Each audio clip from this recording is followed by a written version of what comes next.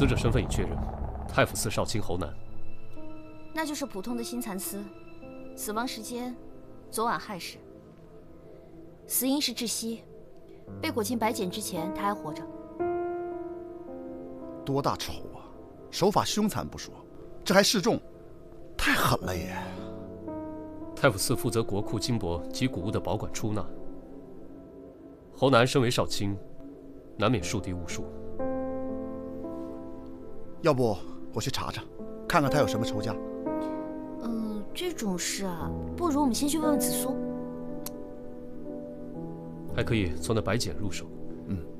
三胖，你先去彻查一下所有养蚕的人家吧。好。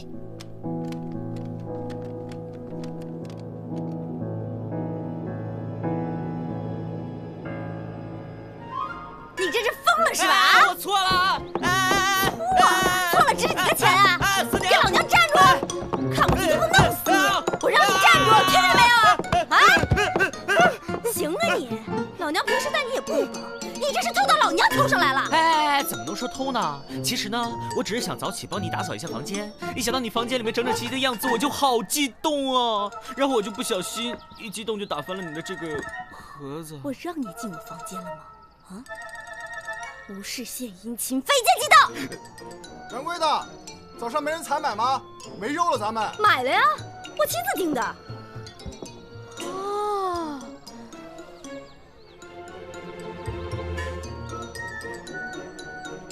原来在这儿等着我呢。这事儿不是你想的那样，我只是想单纯报答你对我的知遇之恩。不说是吧？来人呀，帮我抓贼！是我。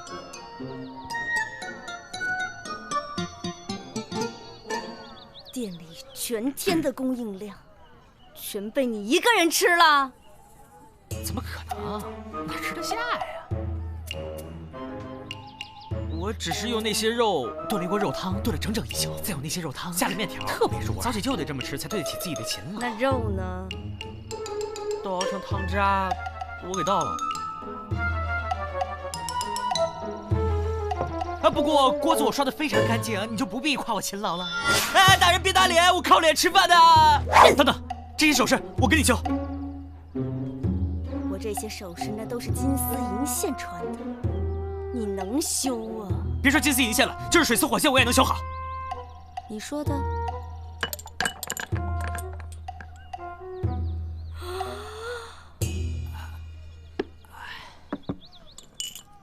嘿嘿，这个。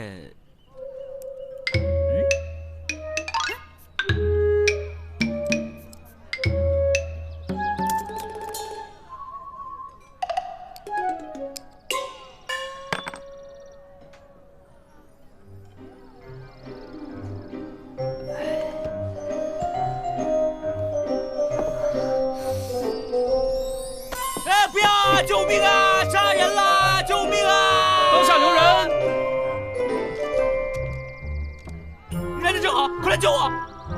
我是说，别当众，拖到后面去杀，我当个悬案老师。好的。哎，等等！你救救我，李朝卿，我一定结草衔环，以报大恩。命你流程，当牛做马吧。哎，随便，你说什么都行，你先救我。说话算话。四娘，请你高抬贵手，我还需借他一用。1天的肉钱加摔坏的首饰，成交。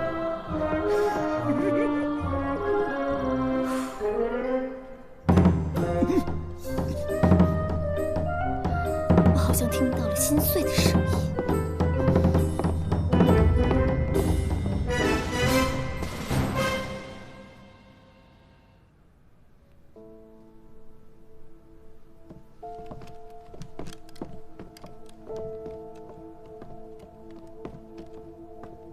夫人，侯少卿是否有什么仇家？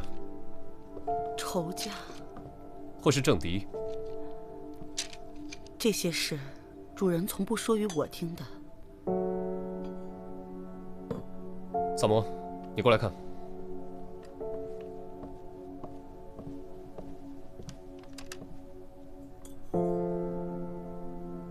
迷香，你都认得还要我看？脏，让你帮我捏出来。当牛做马要有当牛做马的样子。哎，迷香，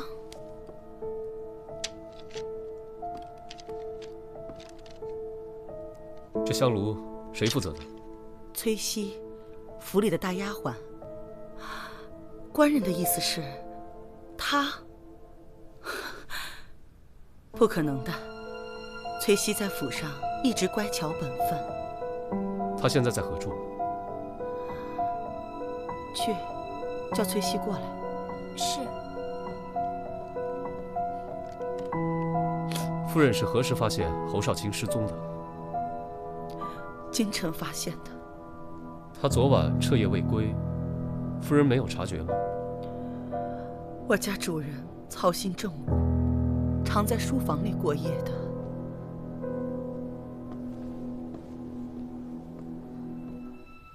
夫人，您叫我。两位查案的官人有话要问你。这书房里的香炉，可是你负责的？是。那这迷香，你作何解释？迷香，香料是夫人配的，我点完之后，夫人便吩咐我出去了。夫人，香料是我亲手配的，绝对没有问题的。翠西，昨夜亥时你在哪儿？在自己房间。可有人证？我与平儿同屋，可她今早才回来。是，昨夜夫人有些头疼，我便睡在夫人房里了，以便照应。萨摩，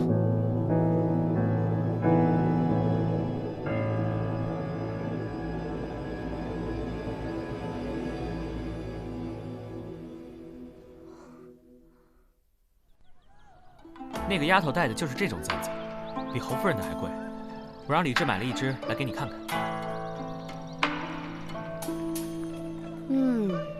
不错，可以。这种品质的，再找3、5只，我的气大概就能消了。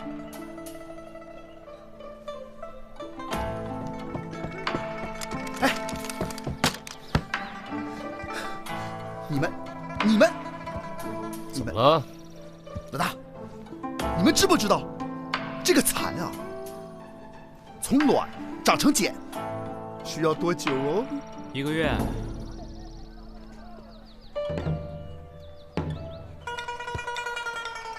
哈哈哈，就是1个月，这是常识嘛，对不对？你别告诉我，你跑出去这么久，就查了个这个。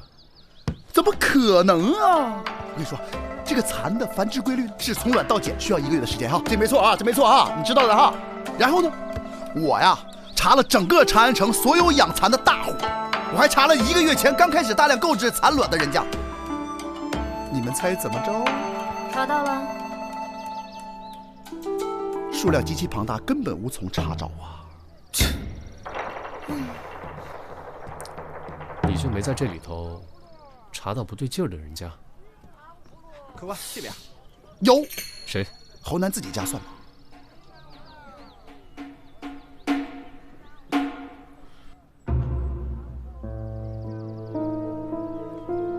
侯夫人，您家1个月前开始大量饲养蚕，敢问是何原因？什么意思啊？你们这是怀疑我吗？不错，我们有理由相信侯少卿同府上的大丫鬟崔西有着不同寻常的亲密关系。你发现之后心生妒火，便起意杀人嫁祸。证据呢？你只需交代府上蚕丝的去处即可。那些蚕丝都在崔西的身上。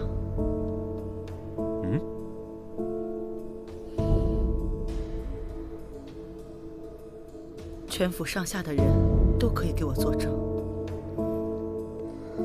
你们特地养蚕收蚕丝，就是为了给下人做件衣裳？官人所言非虚。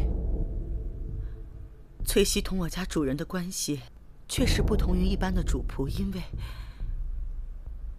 他是我家主人的亲骨肉。啊？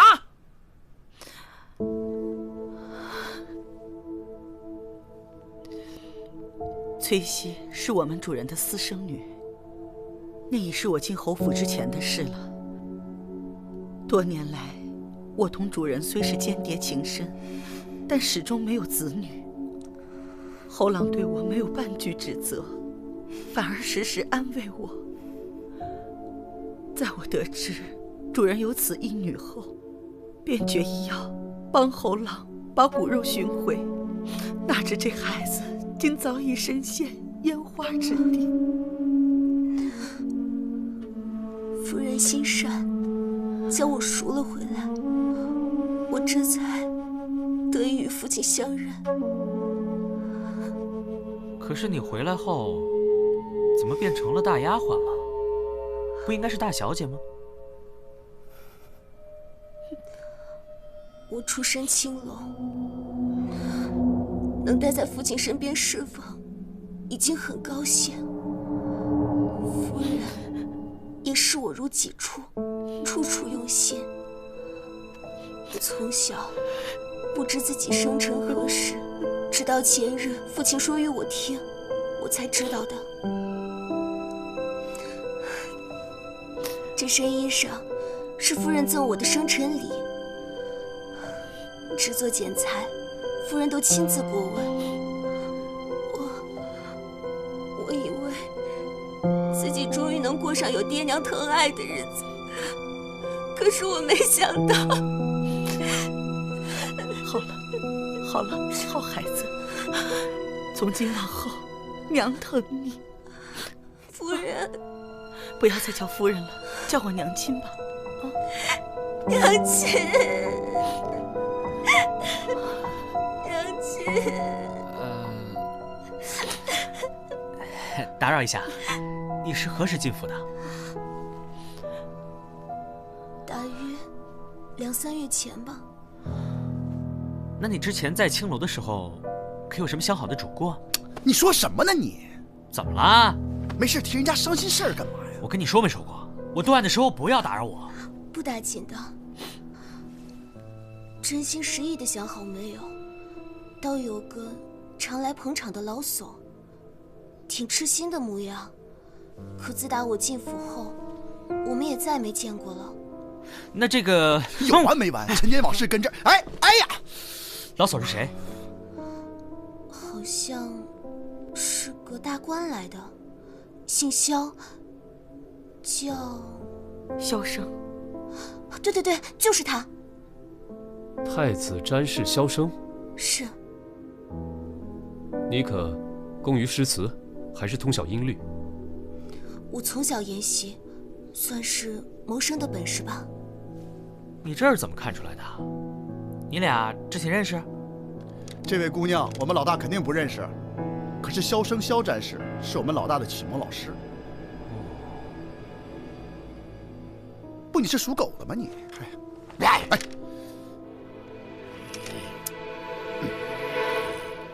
眼下北方边境失利，百姓饱受战火荼毒。二位以为此事当如何处理呀？萧某以为应以民生为重，主动出击，驱除外敌。眼前敌兵虽然活跃，但只是小股分头势力作祟，若能个个击破，那无异于断敌方之手足。萧公言之有理，敌方虽然大胜，却也是元气大损，正骄且躁，而我军恢复速度远快于敌方，此时出兵快攻，当是良机呀。二位大人一向都是主战派，可是此种战法需要我军精兵能稳定发挥实力。现在是新帅带兵，士气如何尚不可知。倘若贸然出战，恐怕是要吃亏呀。只怕假以时日，敌方亦已养精蓄锐，更加难以对付了。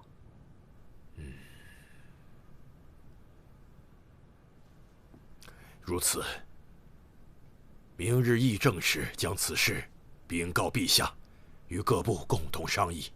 好。哦，对了，今日上朝时，太傅寺少卿侯南无故缺席，二位可知是什么原因呢？不知。吕延忠也未见踪影。谏议大夫吕延忠称病告假。父亲，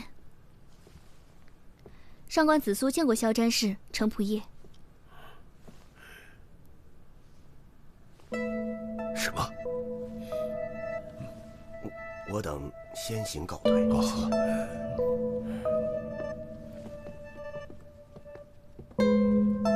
此事当真？确认无误。这侯南不掌太府寺实权，有谁又有什么必要要对他下这么重的手呢？彻查此事，以防节外生枝。是。另外，增派人手，保护好谏议大夫。吕延忠，他二人干的那些勾当，程仆夜不是马上要查清收网了吗？涉案人员都在地方上，也不至于。先按我说的做。是吧？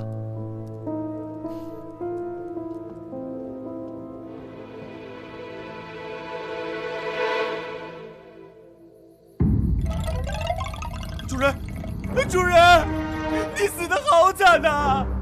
快禀告夫人，快啊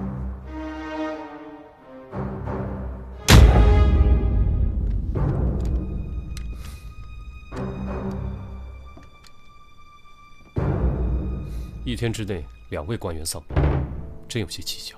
哎，蹊跷蹊跷。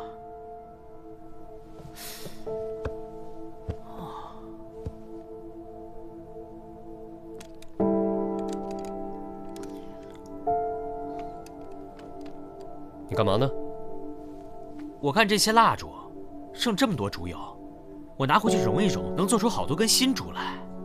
再说了，咱们自己用不完，我还可以拿出去卖，又可以赚一笔钱。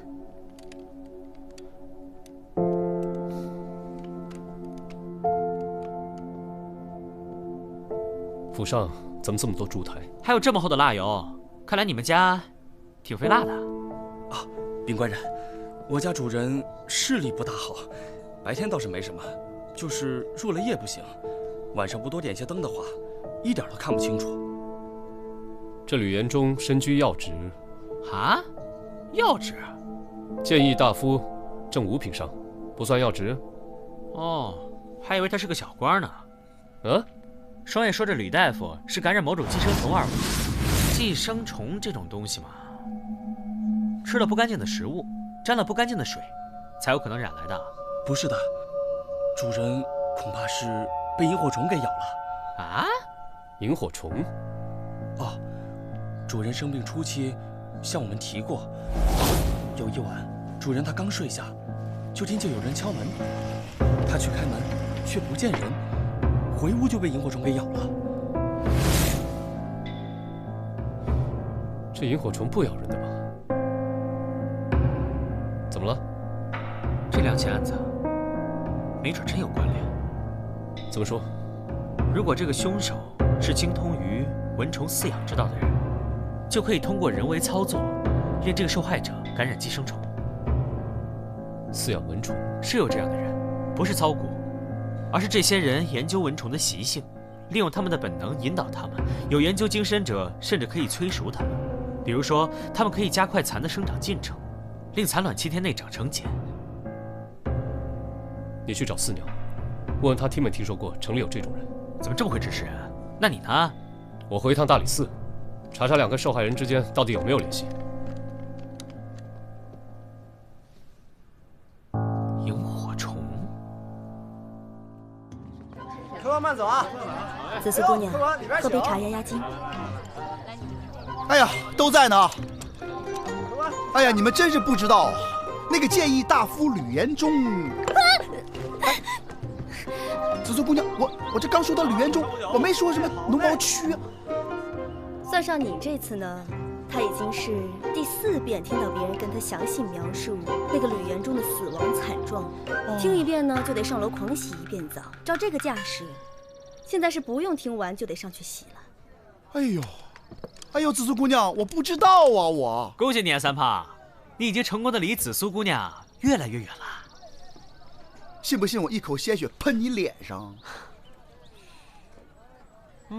好茶。久等了，有头绪了。紫苏已经跟我们说过了。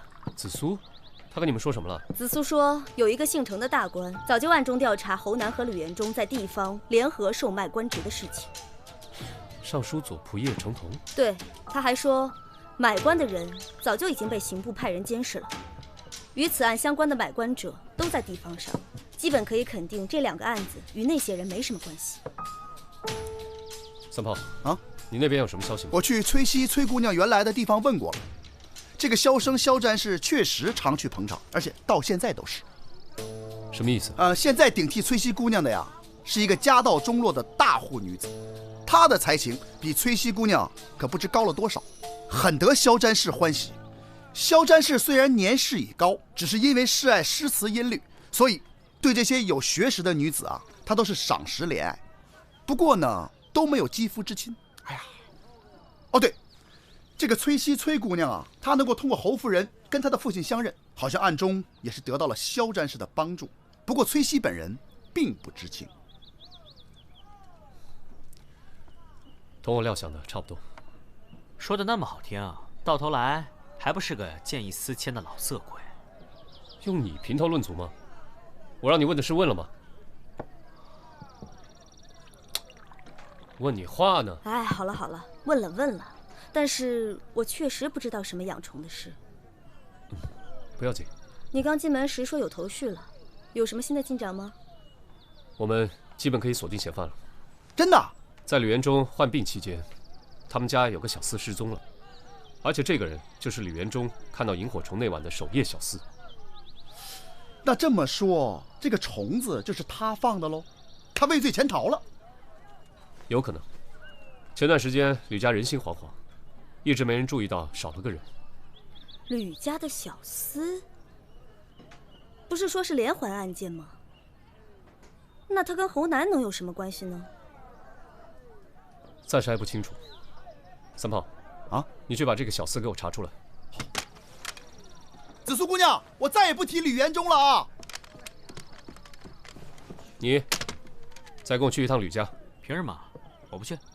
凭你是我花钱雇的牛马。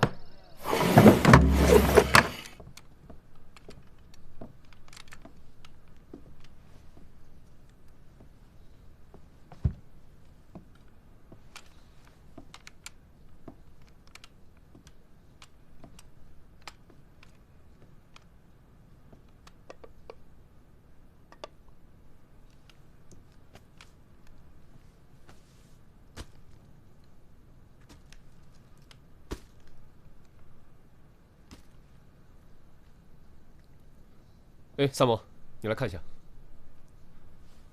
这竹笼编得好细致啊，你可以拿去卖个好价钱。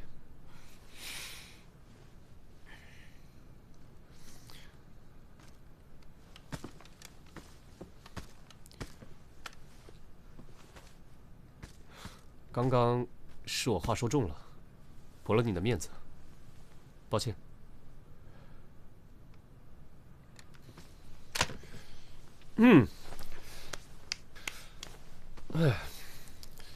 哎，我听说丰泰阁请了个新厨子，味道做得还不错，我打算去试试。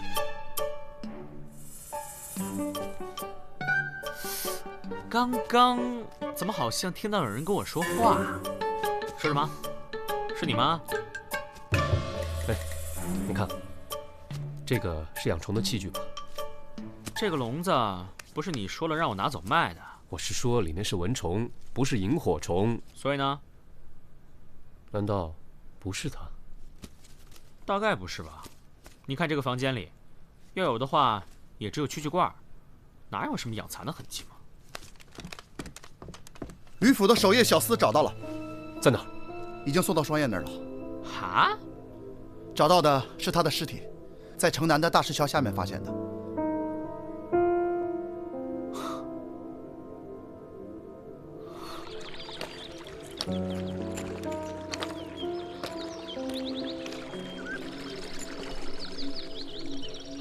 那小厮是淹死的，脸朝下泡在水里，大概就是淹死的吧。这块的水不急也不深，怎么能淹死呢？淹死倒不奇怪，奇怪的是，现在这个季节，这河里的水怎么会这么少呢？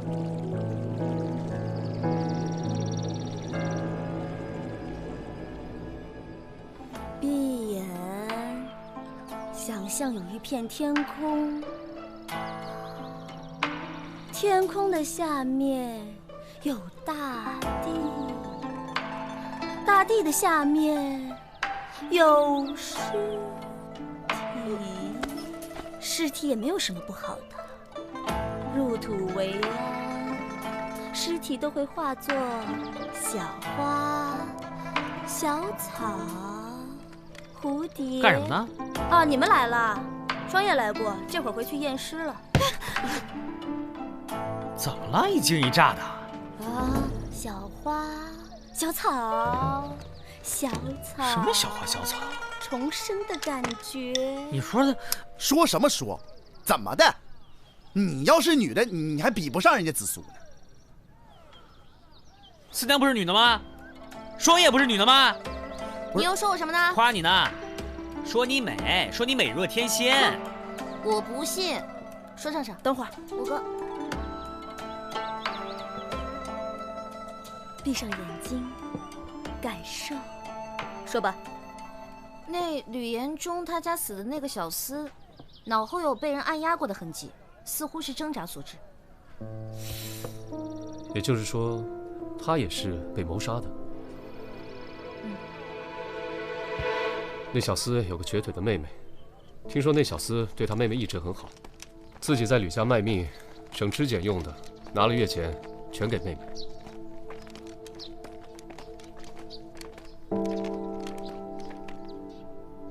你可知道你哥哥近日是否曾与人结怨？从未听说过。哥哥最近带了好多钱回来，刚以为能过上好日子，结果他……钱？他有告诉过你那些钱怎么来的吗？没。不过那钱我没舍得动。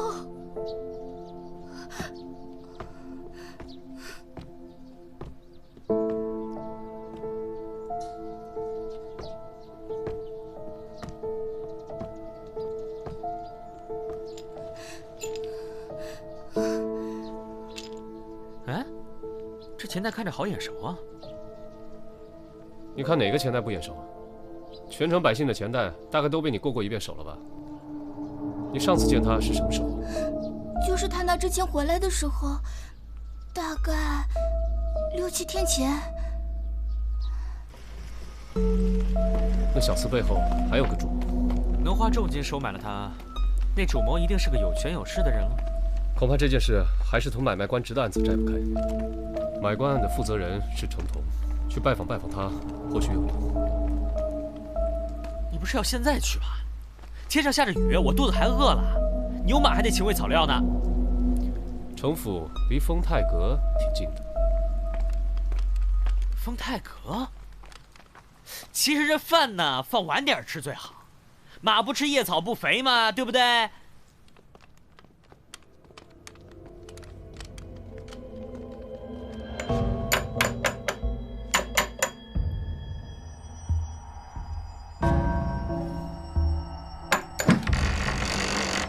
二位官人有何贵干？大理寺少卿李治同程仆爷有话说。哦，我家主人不在，三位还是请回吧。哎，不请我进去坐着等吗？哎，是你呀？是你？啊，你们三个一起的？这2位是我的朋友。我们家主人确实不在，等主人回来，我一定转告他。三位要不还是隔日再来吧？啊，哎，不是，不在你让我们进去等，干嘛轰我们？三胖，哎，真不在啊？你怎么认识程府的家仆？前几日闲来无事，在东市摆摊，程府的家仆在我摆的摊上买过鸡，40文一只，买了2大篓，说是他府上要摆全鸡宴。城府最近有办拳击宴吗？老大怎么没邀请你？就你老大这副朝堂边缘人的样子，人家邀请他才怪呢。对了，子硕，问你呢，最近城府有摆宴席吗？应该是没有。程仆夜如果设宴，一定会邀请家父的。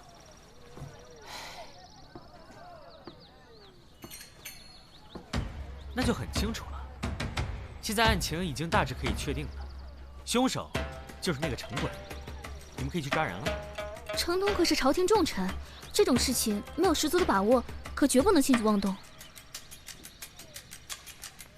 养蚕的人都知道，蚕很脆弱，不能直接拿手拨弄它，需要用到毛笔、毛刷，而金绒毛做成的毛笔最为柔软。程府的家仆在我手上买了那么多只鸡，说是为了摆拳击宴，但他府上近期又并没有宴请，所以买这么多只鸡，就不是为了吃，很可能是为了鸡毛。仅在我手上就买了2大笼鸡，因此可以推断，程官人家里应当是养了不少蚕。包裹侯少卿的蚕丝，应该就是这样来的。而且我没记错的话，我摆摊卖鸡，正是在7、8日前。7、8日前，伽罗虫师他们饲养的蚕，出茧的时间可大大缩短，而且蚕丝也比普通的蚕丝更为坚韧。也正因如此，蚕本身才更脆弱，需要用到最柔软的鸡绒毛笔。普通养蚕是不会用到这个的。伽罗虫师，你刚刚所说的都只是推论，程同与我们的案件并没有直接联系。有的，程家家仆买鸡时用的那个钱袋，此时正在吕家那惨死小厮的妹妹手里。哦，怪不得你当时说眼熟。那也就是说，程同买通了吕家的守夜小厮。没错。那这个萤火虫也不咬人，怎么能让吕元忠染了病呢？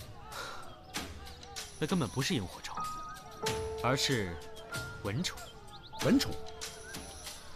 蚊虫会咬所有人啊，怎么只有吕延忠感染呢？其他人都没事呢？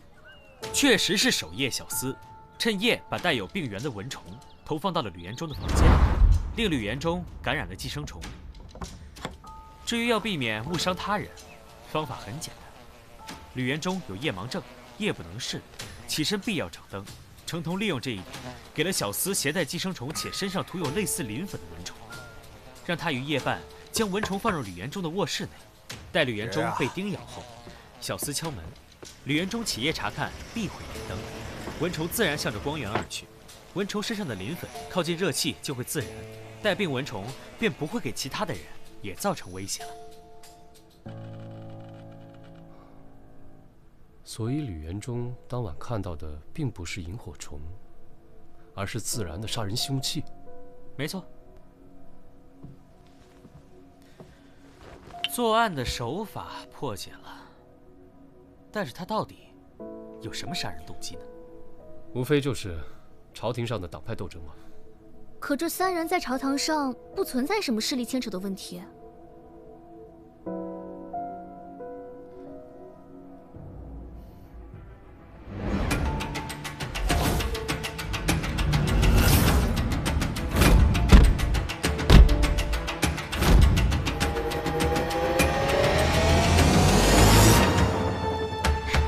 我知道了，程同的独子程孝和于1个月前在北部边境战事中战死，侯南和吕延忠都是在那一役中立主战的。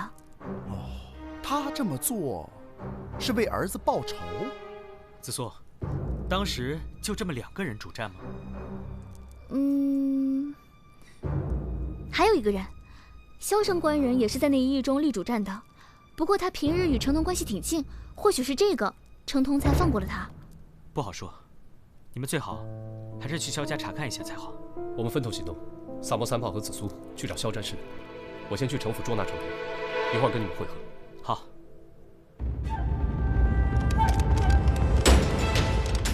李少卿，这里1个人也没有。没有。快搜！是。城府把我家主子请去了，这会儿应该还在那儿吧？不好，萧战士有危险，应该是被程通抓了。这事儿可千万不能让老大知道。怎么了？老大表面上一副不在意的样子，其实萧战士在他心里比他父亲都重。万一出事，老大非疯了不行。那就更不能瞒着他了。要是咱们因为顾虑耽误了营救，他会恨咱们一辈子的。三胖啊，有个事要辛苦你跑一趟。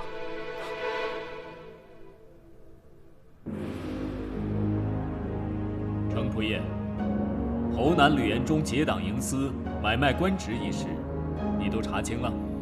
查清了。他们二人早晚要死，转交刑部便是了。你为什么要对他们下此毒手？朝廷处置是法，你动手是罪。这一点，你不清楚吗？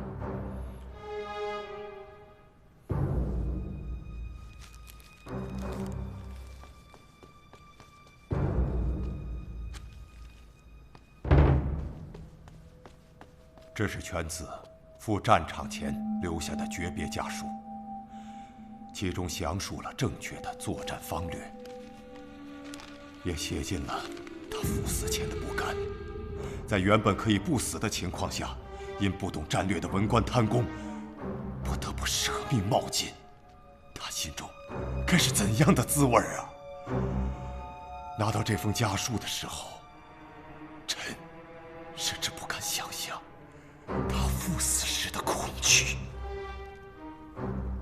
所以你才下此狠手。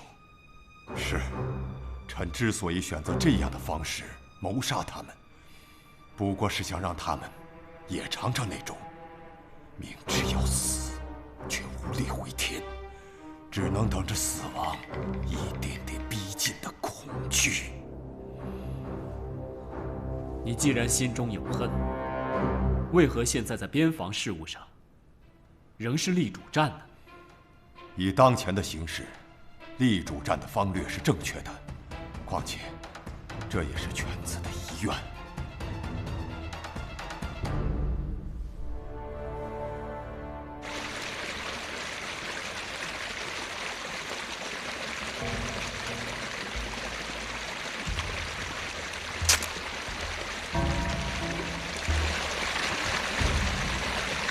怪不得小河里的水少，水被人引走了。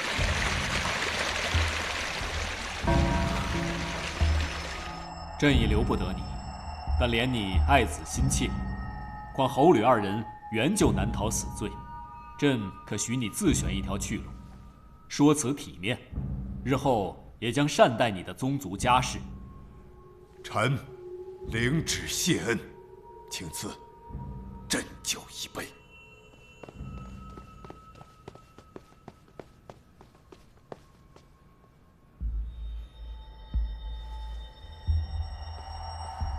启禀陛下，大理寺报，太子詹事萧生失踪。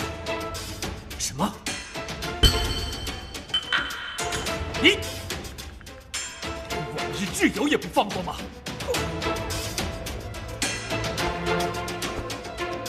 传旨，全力搜查营救。府里一定有夹层，搜到买鸡的那个仆人，才能找到萧詹事的下落。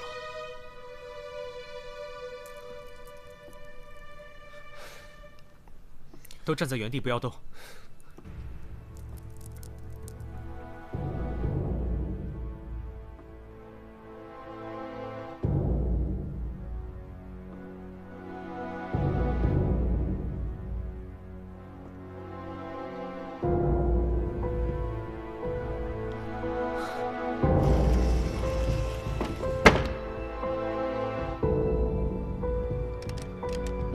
肖战士在哪？怎么问得这么直接？你不想从杀人动机听起吗？你少给我拖延时间！你现在说出来，若能救下萧詹事，就可以免你死罪。哼，你以为我怕死吗？在我眼里，我早就同公子一起战死沙场了。我从小跟随公子长大，也习得一身武艺。要不是我在公子出征前不争气的伤了腿，当时就能跟随他一同出征了。说，肖战士在哪儿？他现在正在死，一点点死，想想就痛苦啊！恐惧总大于死亡本身，对吧？啊？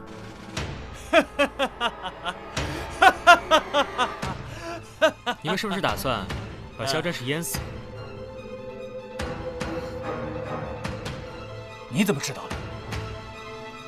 那日在门口见到你裤脚全是水，地上也是湿漉漉的一片，可外面并没有下雨。再加上程同惯用慢慢折磨人的杀人手法，可以猜到你当时是在试着控制水量，好知道放多少水才能达到一点点淹死萧战士的效果。估计再说上2句话，他就该死透了。说，再问，萧战士在哪儿？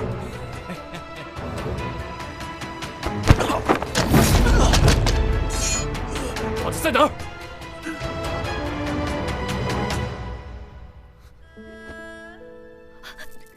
这怎么办啊？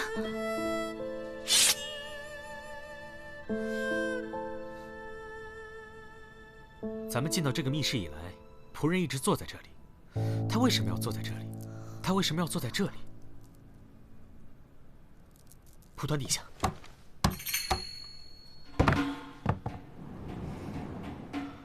在这儿。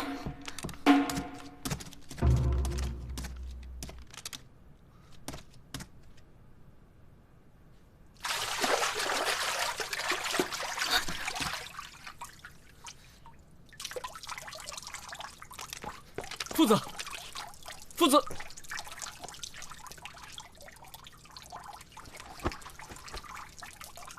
这水这么浅，那家仆不是说……我之前嘱咐三炮去找大木板，把出水口挡住了。虽然不能完全挡住水，但却能大大降低输水量。喏，你看那。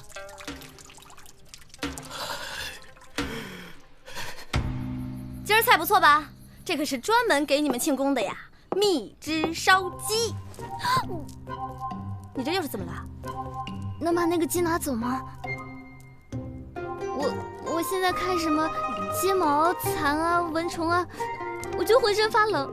啊，蚊虫都见不到，那你这个夏天可难过喽。等等，哎，别扔啊，留给我当宵夜。凭什么？我就不能自己留着当宵夜？紫苏，走，跟我端饭去。哦，小气。哎，三炮呢？是啊。嗯。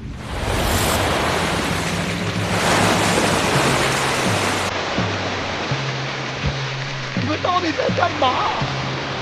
到底是什么？